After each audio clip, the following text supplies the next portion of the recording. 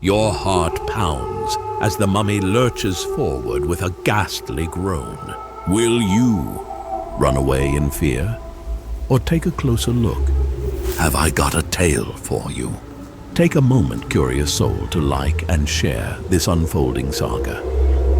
Subscribe to not miss any part of this chronicle. Now then, welcome to Bobbywood Storytime. Ricky the Little Monster with Piercing Pink Eyes. Part 2, A Crummy Mummy. Now Mummy Tut has, owing to a specific unsavory incident, earned himself a rather less dignified moniker, Tummy the Mummy. This refers to a rather rapacious venture he once undertook some centuries past.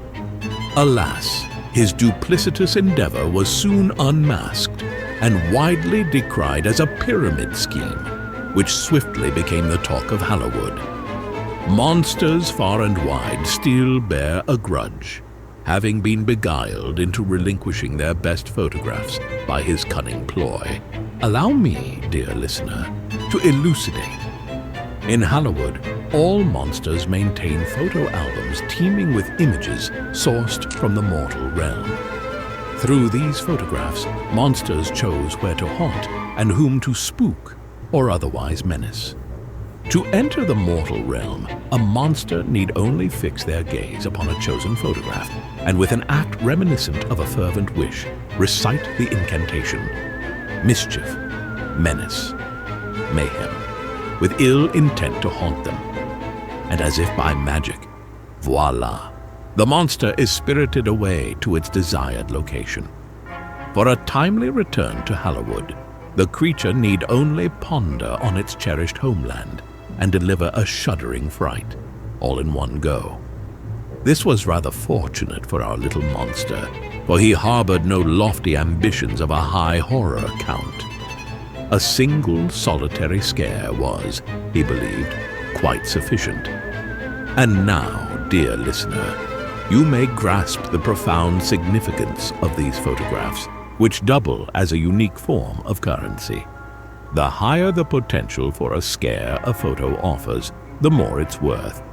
And, as logic would dictate, monsters boasting a substantial horror count are held in the highest regard among the denizens of Hallowood. Mummy Tut, an astute teen, was exceedingly shrewd. His clever ruse for boosting his horror count was predicated on the seemingly generous offer of an inexhaustible supply of photographs. He urged monsters to ascend to the rank of Monstar by achieving level 1. To reach this esteemed level, one had to provide Mummy Tut with 10 high-caliber photographs from the mortal realm. In return, the benevolent pharaoh would part with 15 images from his vast collection. And so, these ambitious monsters were encouraged to enlist their fellow creatures further and achieve higher levels, thus perpetuating the cycle. To the casual observer, the pharaoh's willingness to part with more photographs than he acquired seemed a testament to his generosity. But it was all a scam. His true objective? To ensure that every photograph in Hallowood underwent a rigorous quality assessment. By retaining the crème de la crème of the collected photos and redistributing the lesser ones, Mummy Tut ensured he had a collection most likely to deliver potent frights. In his eyes, handing over 15 mediocre pictures in exchange for 10 exceptional ones was a mere act of liquidation. However, a loose thread tends to reveal itself even in the most intricate tapestries of sordid schemes, and Dr. Frankenstein, the esteemed tabulator of horror counts in Hallowood, noticed such a thread. He observed that Mummy Tut's horror count was notably higher than the average of the general populace.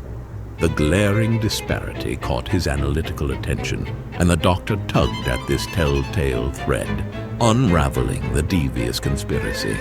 King Denight du Shade dispatched his Praetorian Guard of royal ravens to secretly penetrate the pharaoh's pyramid and recover his ill-gotten gains. Mummy Tut was then, on account of his insatiable appetite, for Hallowood's best photographs called Tummy the Mummy, and his kin, though they might have been unwitting accomplices, found themselves ostracized by their fellow monsters for centuries. To this day, behind their backs, a common phrase uttered was, "Be wary, never place one's trust in a crummy mummy."